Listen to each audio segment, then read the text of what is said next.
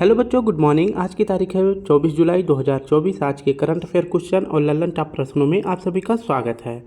बच्चों, आज हम पढ़ेंगे मैदान सीरीज का पार्ट 19, जिसमें आप सभी को 20 जी के जीएस क्वेश्चन देखने को मिलेगा।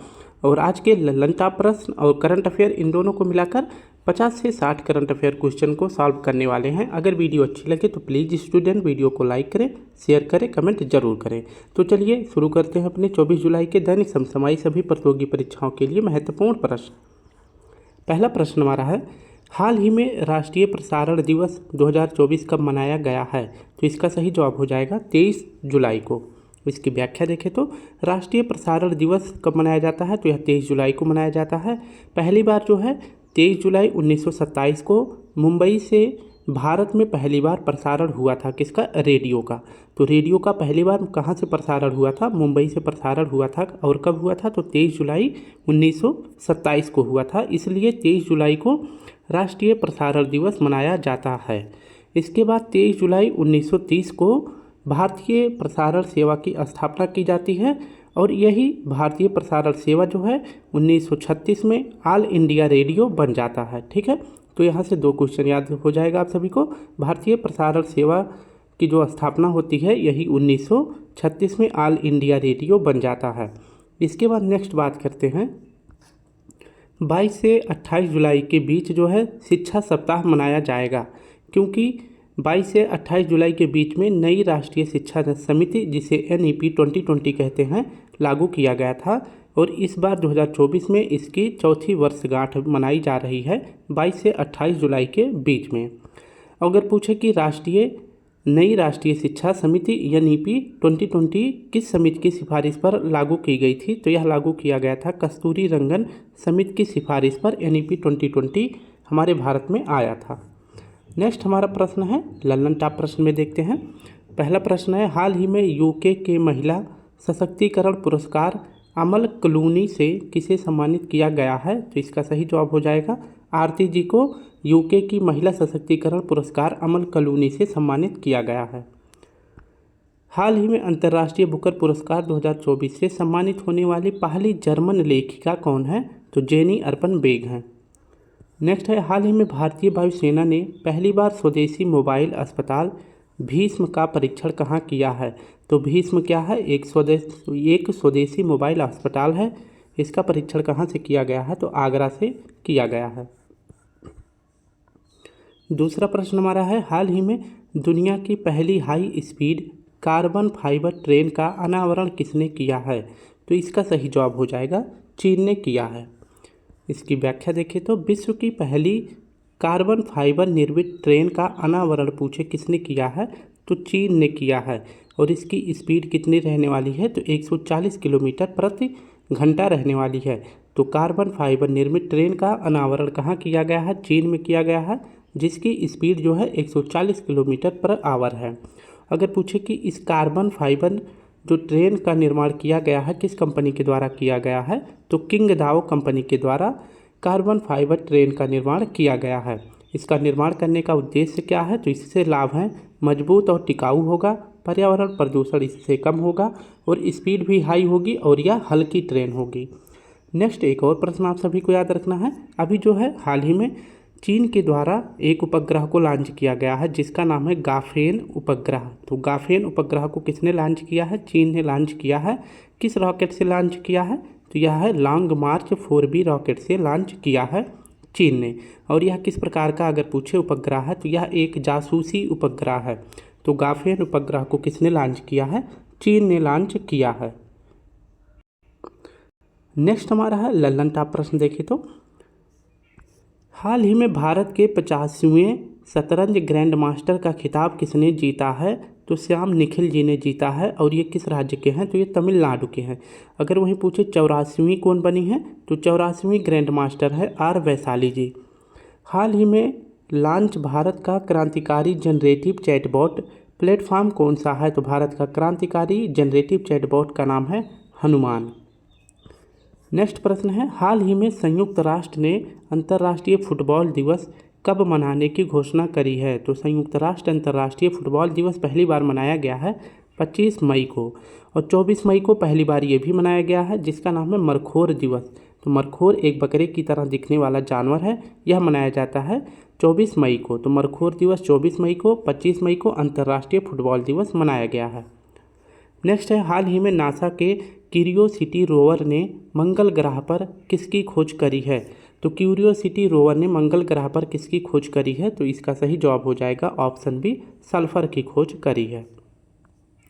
क्यूरियोसिटी रोवर अगर पूछे किसने लॉन्च किया था, तो यह नासा के द्वारा लॉन्च किया गया था। और नासा कहाँ की स्पेस एजेंसी है? तो यह यूएसए की स्पेस एजेंसी है। जो क्यूरियोसिटी में रोवर शब्द लगा है, रोवर का क्या अर्थ होता है? तो रोवर का अर्थ होता है सतह पर चलने वाला उपकरण। तो सतह पर, मंगल ग्रह की सतह पर चलने वाला जो उपकरण होता है उसी को रोवर बोला जाता है। मंगल ग्रह के लिए क्यूरियोसिटी रोवर जो है कब लॉन्च किया गया था? तो 2012 में नासा के द्वारा लॉन्च किया गया था। और यहीं पर अभी जो है क्यूरियोसिटी रोवर के द्वारा शुद्ध सल्फर की खोज की गई है। तो शुद्ध सल्फर की खोज कहाँ की गई है? मंगल ग्रह पे की गई है क्यूरियोसिटी रोवर के द्वारा, जो कि अमेरिका की स्पेस एजेंसी नासा के द्वारा भेजा गया था। अब जैसे यहाँ पे क्यूरियोसिटी रोवर में रोवर है, रोवर का क्या मैंने अर्थ बताया? सतह पर चलने वाला। उसी प्रकार से चंद्रयान 3 में अगर पूछे रोवर का क्या नाम था, तो रोवर का नाम था प्रज्ञान। तो रोवर का क्या नाम था? प्रज्ञान था। जबकि लैंडर का क्या नाम था? तो लैंडर का नाम विक्रम था। और चंद्रयान 3 पूछे किस रॉकेट से लॉन्च किया गया था? तो LVM-3M4 रॉकेट से लॉन्च किया गया था। और कब लॉन्च किया गया था? तो 14 जुलाई को लॉन्च किया गया था। और चांद के साउथ पोल पर 23 अगस्त 2023 को चांद के साउथ पोल पर लैंड किया था। अगर बात करें कि 23 अगस्त को जो है क्या मनाया जाता है, तो अब से 23 अगस्त को राष्ट्रीय अंतरिक्ष दिवस मनाया जाएगा। और जबकि पूछे 14 जुलाई को क्या मनाया जाता है, तो 14 जुलाई को बास्तिल दिवस मनाया जाता है। और यह जो है किस देश में मनाया जाता है? तो यह फ्रांस में मनाया जाता है। तो बास्तिल दिवस कब मनाया जाता है? तो फ्रांस में 14 जुलाई को मनाया जाता है। जबकि 23 अगस्त को राष्ट्रीय अंतरिक्ष दिवस मनाया जाएगा। नेक्स्ट है, एक और प्रश्न है, राम सेतु ब्रिज अगर पूछे राम सेतु किसके बीच में है? तो राम सेतु इंडिया और श्रीलंका के बीच में है। किसके बीच में है? तो श्रीलंका के बीच में है, ये आपको याद रखना है। और इसी राम सेतु ब्रिज की अंडर सी मैपिंग करने वाला पहला उपग्रह किसने लॉन्च किया है? तो इसरो ने लॉन्च किया है। और उपग्रह का क्या नाम है? तो उपग्रह का नाम है ISAT-2 इसका नाम है, जो कि राम सेतु ब्रिज के अंडर सी मैपिंग का चित्र बनाने वाला है। और इस प्रकार से यह पहला उपग्रह हो जाता है जिसको लॉन्च किसने किया है? इसरो ने लॉन्च किया है। हाल ही में वायु सेवा ने कहाँ ऑपरेशन बॉम्बे बकेट चलाया है? तो ऑपरेशन बॉम्बे बकेट ये जंगलों में, पहाड़ी इलाकों में आग को बुझाने के लिए यह ऑपरेशन चलाया गया था उत्तराखंड में। हाल ही में पुरुष और महिला दोनों वर्गों में थॉमस और उबेर कप 2024 का विजेता कौन है? तो थॉमस कप और उबेर कप पूछे किस खेल से संबंधित बैडमिंटन का यह कप है? और किसने जीता है? तो दोनों जीता है चीन ने। और दोनों में उपविजेता कौन बना है? इंडोनेशिया बना है। तो थॉमस कप और उबेर कप पूछे किसका कप है? तो यह बैडमिंटन का कप है। नेक्स्ट हमारा है, हाल ही में जीएसटी अपीलीय न्यायाधिकरण के प्रमुख पद पर किसे नियुक्त किया गया है? तो जीएसटी अपीलीय न्यायाधिकरण के प्रमुख पद पर संजय कुमार मिश्रा जी को नियुक्त किया गया है। चौथा प्रश्न है, आईओसी द्वारा प्रतिष्ठित ओलंपिक ऑर्डर से सम्मानित होने वाले पहले भारतीय कौन होंगे? तो इसका सही जवाब हो जाएगा अभिनव बिंद्रा जी हैं। ओलंपिक ऑर्डर सम्मान अगर पूछे किसके द्वारा प्रदान किया जाएगा? तो इंटरनेशनल ओलंपिक कमेटी के द्वारा प्रदान किया जाएगा। और पूछे आईओसी की स्थापना कब की गई थी? तो आईओसी की स्थापना की गई थी 23 जून 1984 को, 1884 है। इसका मुख्यालय पूछे, आईओसी का मुख्यालय पूछे कहाँ पे है? तो इसका मुख्यालय है लुसाने, स्विट्जरलैंड में है। और आईओसी के अध्यक्ष वर्तमान में कौन है? तो थॉमस बॉग वर्तमान में इसके अध्यक्ष हैं। और आईओसी के द्वारा जो सम्मान दिया जाता है इसका नाम है ओलंपिक ऑर्डर। और यह ओलंपिक ऑर्डर को पाने वाले पहले भारतीय कौन बनेंगे? तो यह अभिनव बिंद्रा जी बनने वाले हैं। और इन्हें यह पुरस्कार क्यों दिया जा रहा है? क्योंकि व्यक्तिगत श्रेणी में गोल्ड मेडल जीतने वाले 2008 में पहले भारतीय कौन थे? तो अभिनव बिंद्रा जी थे। और 2008 के ओलंपिक अगर पूछे कहाँ हुआ था? तो यह बीजिंग में हुआ था। तो भारत को पहली बार ओलंपिक में गोल्ड मेडल किसने जिताया था व्यक्तिगत श्रेणी में? तो अभिनव बिंद्रा जी ने जिताया था 2008 में बीजिंग ओलंपिक में। इसलिए अब की बार इन्हें आईओसी का ओलंपिक ऑर्डर पुरस्कार से सम्मानित किया जाएगा। 2008 के ओलंपिक में इन्होंने 10 मीटर एयर पिस्टल में यानी कि निशानेबाजी में गोल्ड मेडल जीता था। और अब की बार जो है यह अवार्ड इन्हें कब दिया जाएगा, तो ओलंपिक ऑर्डर अवार्ड इन्हें अगस्त 2024 पेरिस ओलंपिक में दिया जाएगा, ये आपको याद रखना है। और अगस्त 2024 में ही IOC का 142वां सत्र जब आयोजित होगा तो इसी में इन्हें यह पुरस्कार, यह सम्मान दिया जाएगा। ठीक है, तो ओलंपिक का अगर पूछे 142वां सत्र कहाँ पे आयोजित होगा, तो पेरिस में होगा। और इसी सत्र में ओलंपिक ऑर्डर अवार्ड अगर पूछे किसे दिया जाएगा, तो अभिनव बिंद्रा जी को दिया जाएगा। नेक्स्ट बात कर लेते हैं, पेरिस ओलंपिक के लिए भारत की ओर से ध्वजवाहक कौन बने हैं, तो फीमेल में PV सिंधु जी बनी हैं और मेल में यानी पुरुष वर्ग में शरद कमल बने हैं। शरद कमल का अगर पूछे खेल कौन सा है, तो टेबल टेनिस है। और PV सिंधु जी का पूछे कौन सा खेल है, तो इनका बैडमिंटन है। पेरिस ओलंपिक में भारत की ओर से बैंकिंग पार्टनर कौन बना है, तो यस बैंक बना है। एक करंट अफेयर क्वेश्चन बहुत ही महत्वपूर्ण है, इसे याद रखेंगे। अमन चांडी पुरस्कार अभी हाल ही में किसे दिया गया है, तो राहुल गांधी जी को दिया गया है। और यह पुरस्कार पूछे किस सरकार के द्वारा दिया जाता है, तो केरल सरकार के द्वारा दिया जाता है।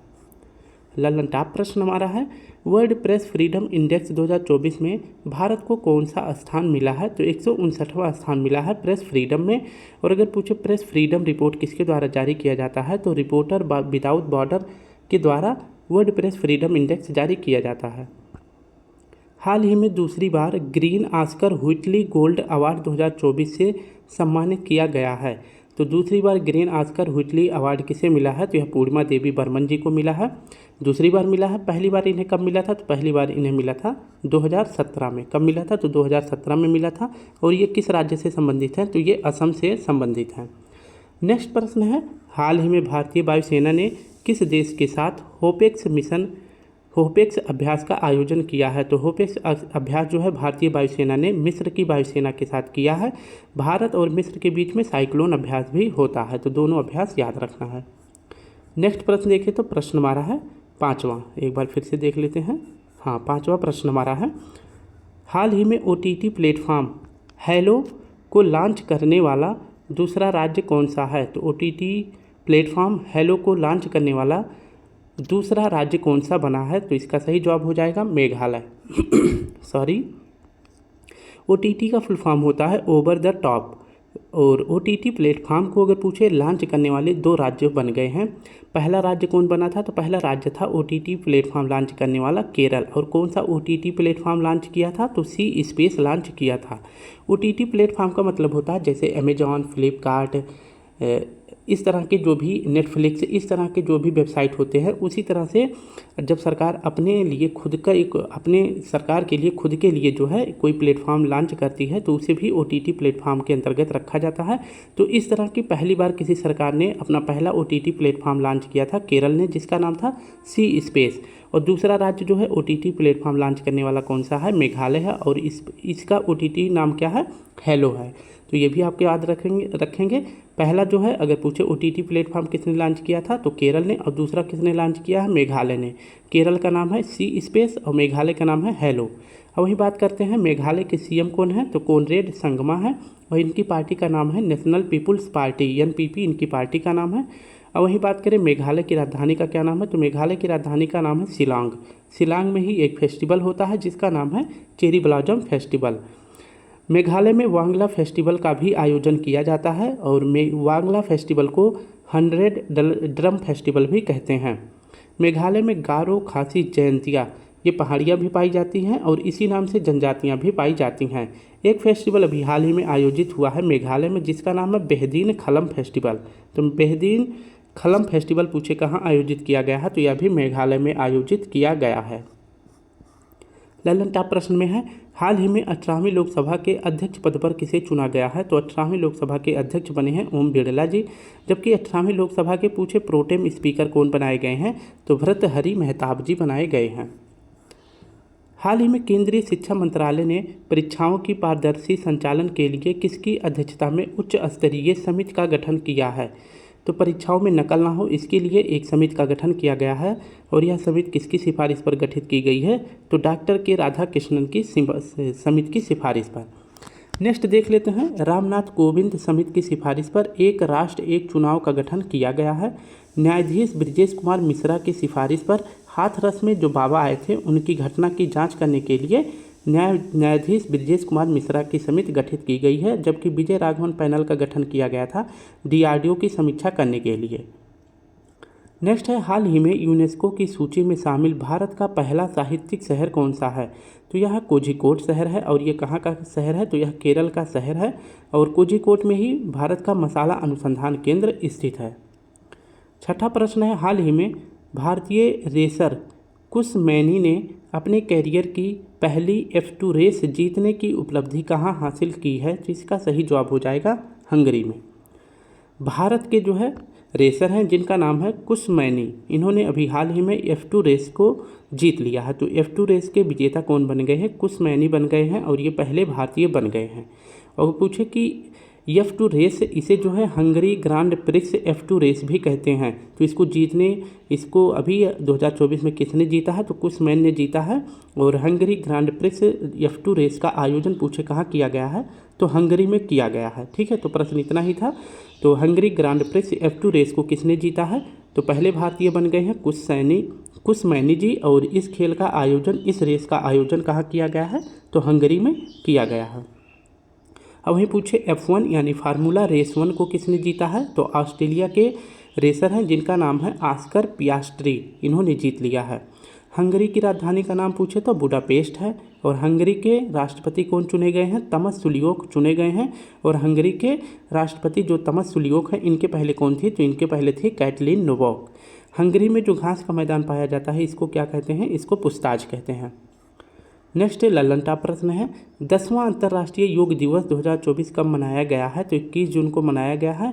और पहली बार अंतर्राष्ट्रीय योग दिवस कब मनाया गया था? तो 21 जून 2015 को शुरुआत की गई थी। हाल ही में विश्व आर्थिक मंच के वैश्विक ऊर्जा संक्रमण सूचकांक में भारत को कौन सा स्थान मिला है? तो भारत को 63वां स्थान मिला है। नेक्स्ट है, हाल ही में जी शिखर सम्मेलन 2024 कहाँ आयोजित हुआ है? तो जी शिखर सम्मेलन का आयोजन पुगालिया इटली में किया गया है। और इस जी शिखर 7 में नरेंद्र मोदी जी, जो कि हमारे देश के प्रधानमंत्री हैं, इन्होंने भी भाग लिया था। किसके कहने पर? तो इटली की प्रेसिडेंट के कहने पर। नेक्स्ट है, विश्व सामाजिक मंच का 16वां सम्मेलन अगर पूछे कहाँ हुआ है? तो यह काठमांडू नेपाल में हुआ है।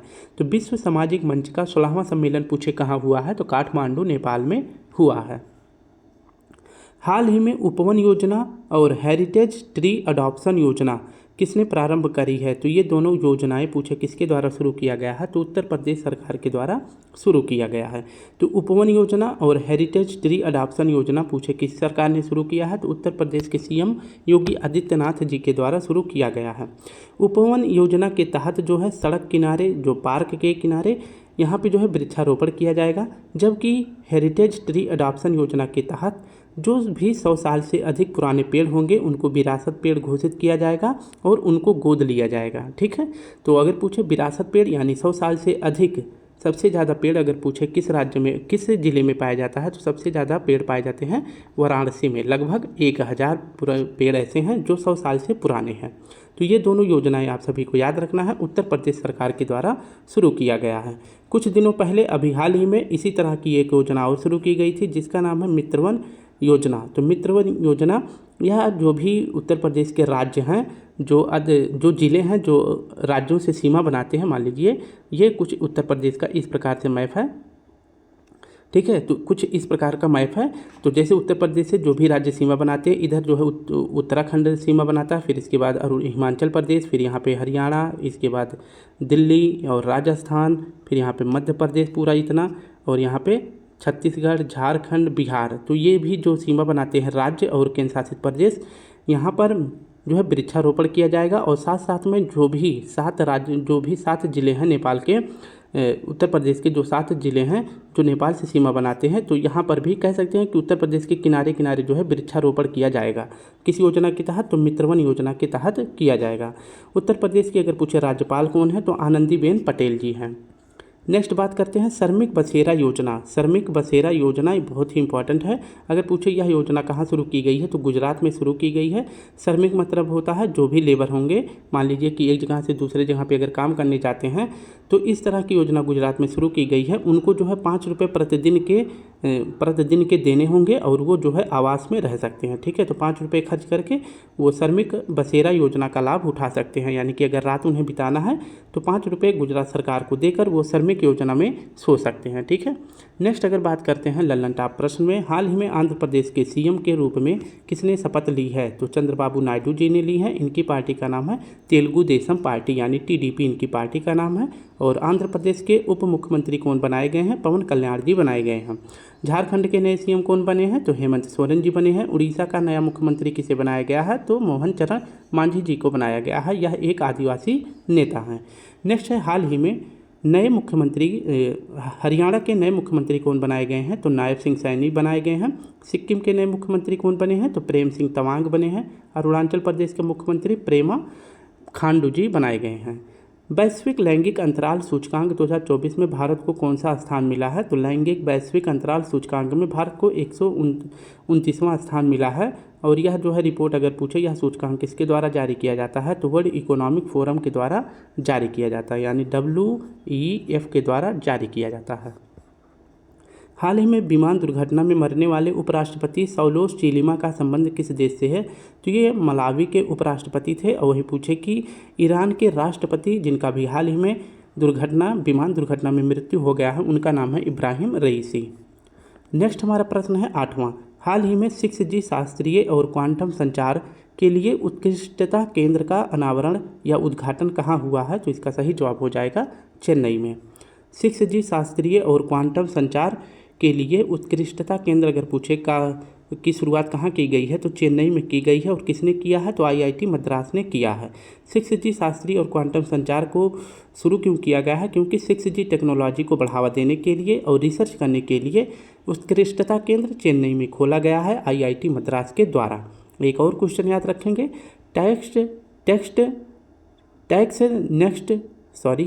टैक्स नेट 2.0 परियोजना पूछे कहाँ शुरू की गई है? तो CBDT यानी कि central board of director tax में शुरू की गई है। और अगर पूछे टैक्स नेट 2.0 परियोजना किसने शुरू किया है? तो यह शुरू किया गया है भारतीय एयरटेल के द्वारा। क्यों शुरू किया गया है? हाई स्पीड इंटरनेट को बढ़ावा देने के लिए शुरू किया गया है टैक्स नेट 2.0 परियोजना। ठीक है, नेक्स्ट प्रश्न देखते हैं लल्लन टॉप में, हाल ही में चर्चा में रही आत्मकथा सोर्स कोड का संबंध किससे है? तो यह आत्मकथा सोर्स कोड बिल गेट्स की है। और वहीं पूछे संस्मरण नाइफ किसकी आत्मकथा है? तो यह सलमान रुश्दी जी की है। द बिनर्स माइंडसेट पुस्तक किसकी है? तो यह शेन वाटसन की है। हाल ही में पहली बार फ्रेंच ओपन में पुरुष एगल का खिताब किसने जीता है? तो फ्रेंच ओपन में पुरुष एगल का खिताब किसने जीता है? तो कार्लोस अलगराज ने जीता है। और जबकि वही पूछे फ्रेंच ओपन में अगर महिला वर्ग का खिताब पूछे किसने जीता है? तो ईगा स्वीटेक ने जीता है। ये कहाँ की हैं? ये पोलैंड की हैं। नेक्स्ट है हाल ही में मोदी कैबिनेट 3.0 में स्वास्थ्य मंत्री किसे बनाया गया है? तो JP नड्डा को स्वास्थ्य मंत्री बनाया गया है। कृषि मंत्री शिवराज सिंह चौहान जी बने हैं। रक्षा मंत्री राजनाथ सिंह बने हैं। और खाद्य मंत्री चिराग पासवान जी बने हैं। 9वां प्रश्न है हाल ही में पेरिस ओलंपिक 2024 के बाद संन्यास लेने की घोषणा PR सिरजेस का संबंध किससे है? तो पेरिस ओलंपिक 2024 के बाद PR सिरजेस संन्यास ले लेंगे। और इनका संबंध पूछे किससे है? तो ये हॉकी से संबंधित हैं। इसकी व्याख्या देखें, PR सिरजेस ये भारत के महानतम गोलकीपर हैं हॉकी के। इन्होंने अभी पेरिस ओलंपिक के बाद इन्होंने बोला है कि मैं संन्यास ले लूँगा। इन्होंने टोटल 328 मैच हॉकी का खेला है। तो PR सिरजेस ये जो है पेरिस ओलंपिक के बाद ये संन्यास लेने वाले हैं और इनका संबंध है हॉकी से। इन्होंने कुल 328 मैच खेला है। और इन्हें जो है 2021 में मेजर ध्यानचंद खेल रत्न पुरस्कार से भी सम्मानित किया गया है। और वहीं पूछे कि 2023 में मेजर ध्यानचंद खेल रत्न पुरस्कार किसे मिला था? तो सात्विक साईराज और चिराग शेट्टी को मिला था। और मेजर ध्यानचंद खेल रत्न पुरस्कार का अगर पूछे इनामी राशि कितनी है? तो 25 लाख रुपए है। नेक्स्ट प्रश्न है हाल ही में 79वें संयुक्त राष्ट्र महासभा सत्र के अध्यक्ष बने मोन यांग का संबंध किससे है? तो फिलेमोन यांग जो है ये कैमरून के पूर्व राष्ट्रपति हैं। और वहीं पूछे कि 78वें अध्यक्ष संयुक्त राष्ट्र महासभा के कौन बने हैं? तो ये फ्रांसिस डेनिस बने हैं। 79वें कौन बनेंगे?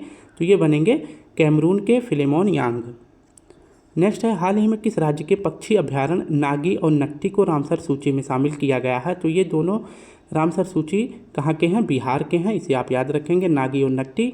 और पूछे वर्तमान में भारत में कितने रामसर साइट्स हैं? तो 80 हैं। सबसे ज़्यादा पूछे किस राज्य में है? तो सबसे ज़्यादा तमिलनाडु में है। और दूसरे नंबर पर पूछे किस राज्य में है? तो उत्तर प्रदेश में है। रामसर सम्मेलन पूछे कब हुआ था? तो 2 फरवरी 1971 को हुआ था। और रामसर स्थान अगर पूछे किस देश में है? तो ईरान में है। हाल ही में बोइंग के स्टार लाइनर अंतरिक्ष यान को उड़ाने वाली पहली महिला कौन है? तो सुनीता विलियम्स जी हैं। नेक्स्ट हमारा प्रश्न है, एक सेकंड, हमारा नेक्स्ट प्रश्न और आज का आखिरी करंट अफेयर क्वेश्चन है, हाल ही में वित्त मंत्री निर्मला सीतारमण जी द्वारा प्रस्तुत बजट 2024-25 में कितने आय को कर मुक्त कर दिया गया है? तो पहले 2.5 लाख था, इसके बाद अब जो है कितनी आय को कर मुक्त कर दिया गया है? तो 3 लाख को कर दिया गया है। तो ऑप्शन डी हमारा सही हो जाएगा। स्टूडेंट, आज शाम को लगभग 5 बजे के आसपास बजट जो 2024-25 सीतारमण जी द्वारा प्रस्तुत किया गया है, इसके 25 से 30 प्रश्न आप सभी को देखने को मिलेगा। 25 से 30 प्रश्न हम जो है सॉल्व करने वाले हैं, क्योंकि अगर इस क्वेश्चन में, इस प्रश्न में अगर करंट अफेयर में शामिल कर देते तो क्लास बहुत बड़ी हो जाती। जो भी इंपॉर्टेंट है उसको मैं इसमें बता दूंगा। और शाम के 5 बजे के आसपास जो है 30 क्वेश्चन होंगे जो कि बजट से संबंधित होंगे, 2024-25 के बजट से। और 10 मिनट की वीडियो रहने वाली है, जिसमें आप सभी को 30 क्वेश्चन जितने भी बजट से प्रश्न बन सकते हैं सभी मिल जाएंगे। ठीक है, तो कितने आय को जो है कर मुक्त कर दिया गया है? तो पहले 2.5 लाख था और अब 3 लाख है। अब थोड़ी सी इसके बारे में, बजट के बारे में इतिहास देख लेते हैं। बजट का उल्लेख जो है संविधान में नहीं किया गया है, बल्कि बजट के स्थान पर वार्षिक वित्तीय विवरण शब्द का उल्लेख किया गया है। और वार्षिक वित्तीय विवरण के लिए कौन सा अनुच्छेद उल्लेखित है? तो अनुच्छेद 112 है। वार्षिक वित्तीय विवरण का मतलब होता है, यानी बजट का मतलब होता है साल भर का लेखा जोखा, जो भी सरकार का हिसाब किताब होता है वो भी जो है वह प्रस्तुत किया जाता है कि इस साल जो है सरकार किस प्रकार की कितनी योजनाओं को लागू करने वाली है, किसके लिए बजट में क्या प्रावधान है। ठीक है, तो अगर पूछे बजट जो है पहली बार कब पेश किया गया था? तो 1860 में पेश किया गया था जेम्स विल्सन के द्वारा। अब वहीं पूछे 1947 में आज़ाद भारत का पहला बजट अगर पूछे कब प्रस्तुत किया गया था? तो 1947 में किसके द्वारा? तो के षणमुखम शेट्टी जी के द्वारा प्रस्तुत किया गया था। और वहीं पूछे 1950 में गणतंत्र भारत का पहला बजट किसके द्वारा पेश किया गया था? तो जॉन मथाई के द्वारा पेश किया गया था। और पूछे सर्वाधिक बार बजट किसने प्रस्तुत किया है? तो मोरारजी देसाई जी ने किया है, 10 बार किया है। और वहीं पहले पूर्णकालिक महिला के रूप में अगर पूछे सबसे ज़्यादा बजट किसने पेश किया है? तो निर्मला सीतारमण जी ने किया है, और इन्होंने अब तक 7 बार बजट प्रस्तुत कर दिया है। लल्लन टॉप प्रश्न में देख लेते हैं, हाल ही में किस देश ने अपनी पहली अंतरिक्ष एजेंसी कासा प्रारंभ करी है? तो कासा कहाँ की स्पेस एजेंसी खोली गई है? तो यह खुली है दक्षिण कोरिया की पहली स्पेस एजेंसी। हाल ही में अंतर्राष्ट्रीय स्टील सम्मेलन 2024 कहाँ हुआ है? तो रांची झारखंड में हुआ है। हाल ही में महर्षि वाल्मीकि अंतर्राष्ट्रीय हवाई अड्डे का उद्घाटन कहाँ हुआ है? तो अयोध्या में हुआ है। वीर सावरकर हवाई अड्डा कहाँ पे है? पोर्ट ब्लेयर में है। शहीद भगत सिंह हवाई अड्डा कहाँ है? चंडीगढ़ में। और संभाजी महाराज हवाई अड्डा कहाँ है? तो यह औरंगाबाद में है। आज का मेधान सीरीज देख लेते हैं। मेधान सीरीज पार्ट 19 देखते हैं। पहला प्रश्न है, विद्युत ऊर्जा को ध्वनि ऊर्जा में परिवर्तित करने वाला उपकरण का क्या नाम है? तो लाउड स्पीकर है। और यांत्रिक ऊर्जा को विद्युत ऊर्जा में परिवर्तित किससे किया जाता है? तो डायनमो से किया जाता है। पिच ब्लेड किसका अयस्क है? तो पिच ब्लेड जो है यह यूरेनियम का अयस्क है। नेक्स्ट है, मछली के हृदय में कितने चेंबर होते हैं? तो मछली के हृदय में 2 चेंबर होते हैं, जबकि पूछे मनुष्य के हृदय में कितने चेंबर होते हैं? तो 4 चेंबर होते हैं। 2 आलिंद होते हैं और 2 निलय होते हैं। खालसा पंथ की स्थापना पूछे किस गुरु ने की थी? तो गुरु गोविंद सिंह जी ने करी थी। और इन्हीं के द्वारा जो है पाहुल प्रणाली की भी शुरुआत की गई थी। और इन्होंने खालसा पंथ के अनुसार बताया था कि जो भी सिख लोग हैं इनको 5 महत्वपूर्ण चीज़ें हमेशा धारण करनी चाहिए। एक तो केस, कंघा, कड़ा, कच्छा और कृपाण। नेक्स्ट है, संविधान संशोधन का उल्लेख किस अनुच्छेद में है? तो किस अनुच्छेद में है? 368 में है। और पूछे संविधान संशोधन की प्रक्रिया अगर पूछे किस देश से ली गई है? तो स्रोत पूछे तो दक्षिण अफ्रीका से ली गई है। संविधान संशोधन के लिए भाग पूछे कौन सा है? तो भाग है 20। नवीनतम संविधान संशोधन पूछे कौन सा है? तो 106वां है। और यह कौन सा है? तो नारी शक्ति वंदन अधिनियम है। छठा प्रश्न है कोलकाता उच्च न्यायालय की स्थापना कब हुई थी, तो 1774 में की गई थी। और इस टाइम जो है अगर पूछे कि कोलकाता उच्च न्यायालय के मुख्य न्यायाधीश कौन बनाए गए थे, तो एलिजा एम्परी जी बनाई गई थी। भारतीय सुप्रीम कोर्ट का अगर पूछे कार्य कब से शुरू हुआ था, तो 28 जनवरी 1950 से शुरू हुआ था। और भारतीय सुप्रीम कोर्ट के पहले न्यायाधीश कौन बनाए गए थे, तो एच जे यानी हीरालाल जे कानिया जी बनाए गए थे। ट्रांस हिमालय में पूछे कौन कौन सी पर्वत श्रेणियाँ स्थित है, तो ट्रांस हिमालय में कौन सी पर्वत श्रेणियाँ स्थित है, तो काराकोरम जास्कर लद्दाख स्थित है। काराकोरम की अगर पूछे सबसे ऊंची चोटी कौन सी है, तो माउंट केटू है। 2011 के जनगणना आयुक्त कौन बने थे, तो ये बनाए गए थे चंद्रमौली जी। और 2011 की जनगणना का थीम क्या रखा गया था, तो हमारा जनगणना हमारा भविष्य, इसकी थीम रखी गई थी। नेक्स्ट है हुमायूं का मकबरा कहाँ स्थित है, तो हुमायूं का मकबरा दिल्ली में स्थित है। इसे जो है पूर्व का ताजमहल भी कहते हैं। और हुमायूं का मकबरा का निर्माण पूछे किस शैली में किया गया है, तो चारबाग शैली में किया गया है। एकेडमी दर्पण ऑफ परफॉर्मिंग आर्ट्स के संस्थापक कौन हैं, तो मृणालिनी साराभाई जी हैं। और ये जो है भरतनाट्यम की फेमस कलाकार भी रह चुकी हैं। ये जो है विक्रम साराभाई की पत्नी हैं। नेक्स्ट हमारा है भारत में प्रोजेक्ट टाइगर योजना की शुरुआत कब हुई थी, तो 1 अप्रैल 1973 को हुआ था। और भारत के टाइगर मैन ऑफ इंडिया कौन कहलाते हैं, कैलाश सांखला जी कहलाते हैं। पहला टाइगर रिजर्व अगर पूछे कौन सा है, तो रामगंगा, जिसका पुराना नाम है जिम कॉर्बेट नेशनल पार्क। और इससे पुराना इसका क्या नाम था, तो हेली नेशनल पार्क था। और हेली नेशनल पार्क की अगर पूछे स्थापना कब की गई थी, तो 1936 को की गई थी। आगरा की स्थापना कब हुई थी, तो 1504 में हुआ था। और किसके द्वारा किया गया था आगरा की स्थापना, तो सिकंदर लोदी के द्वारा किया गया था। ग्रैमी पुरस्कार किस क्षेत्र से संबंधित है, तो यह संगीत का अवार्ड है। और ग्रैमी पुरस्कार कहाँ प्रदान किया जाता है, तो यूएसए में प्रदान किया जाता है। ग्रैमी अवार्ड को पाने वाले पहले पुरुष में अगर पूछे कौन है, तो पहले भारतीय हैं पंडित रविशंकर जी। और पूछे कि पहले भारतीय महिला कौन है, तो तानवी सिंह है। नेक्स्ट हमारा प्रश्न है प्रार्थना समाज की स्थापना कब हुई थी, तो 1867 में हुआ था। किसके द्वारा, तो आत्माराम पांडुरंग और एम.जी. रानाडे जी के द्वारा किया गया था। सहकारी समिति का उल्लेख किस भाग में है, तो भाग 9B में है सरकारी समिति का उल्लेख। और सरकारी समिति का उल्लेख अगर पूछे संविधान के किस संशोधन में पहली बार किया गया था, तो 97वां संविधान संशोधन 2011 में सरकारी समिति का उल्लेख किया गया था। कैबिनेट किस अनुच्छेद के तहत राष्ट्रपति को सलाह दे सकता है, तो अनुच्छेद 74 के तहत।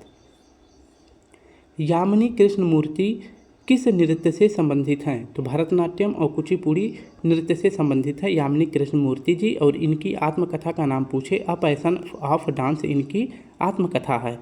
हरिपुरा अधिवेशन की अध्यक्षता पूछे किसने करी थी, तो सुभाष चंद्र बोस जी ने करा था। और हरिपुरा अधिवेशन कब हुआ था, तो 1938 में हुआ था। इसके बाद 1939 में फॉरवर्ड ब्लॉक की अगर पूछे स्थापना किसने करी थी, तो सुभाष चंद्र बोस जी ने करी थी। 19वां प्रश्न है जर्मन सिल्वर का निर्माण किससे होता है, तो इसका निर्माण होता है कॉपर जिंक निकिल से। कॉपर जस्ता निकिल से होता है, ठीक है, ये आपको याद रखना है। और पूछे प्रकाश संश्लेषण में सौर ऊर्जा किस रूप में परिवर्तित होती है, तो सौर ऊर्जा जो है प्रकाश संश्लेषण में रासायनिक ऊर्जा में परिवर्तित होती है। शरीर का सबसे बड़ा अंग कौन सा है, तो शरीर का सबसे बड़ा अंग है त्वचा। और शरीर की सबसे बड़ी ग्रंथि पूछे कौन सी है, तो लीवर है। और इसके बाद शरीर की सबसे बड़ी अंतःस्रावी ग्रंथि पूछे कौन सी है, तो थायराइड है। तो स्टूडेंट इस प्रकार से हमने अपने 20 क्वेश्चन मेधान सीरीज के कर लिए, 10 करंट अफेयर और साथ में लल्लन टॉप प्रश्नों को व्याख्या सहित देख लिया है। अगर वीडियो अच्छी लगी तो प्लीज़ स्टूडेंट वीडियो को लाइक करें, कमेंट करें और शेयर जरूर करें। आज शाम को जो ये अभी हमने पढ़ाया आप सभी को बजट का आप सभी को 30 क्वेश्चन जो है 10 मिनट में मिल जाएगा, जो कि बहुत ही महत्वपूर्ण रहेगा आने वाले एग्जाम के लिए। तो शाम को 5 बजे जरूर जुड़ें, जिसमें आप सभी को 10 मिनट में 30 क्वेश्चन सॉल्व करा दिया जाएगा। 10 मिनट में 30 क्वेश्चन, अगर 10 मिनट के 2 बार आप सभी इसको रिपीट करेंगे तो जो है 20 मिनट में आप सभी इसको 2 बार रिपीट कर ले जाएंगे और आप सभी को याद हो जाएगा। तो ज़रूर जुड़े शाम को 5 बजे, कल फिर मिलते हैं। तब तक के लिए आप सभी को प्यारा सा जय हिंद, जय भारत।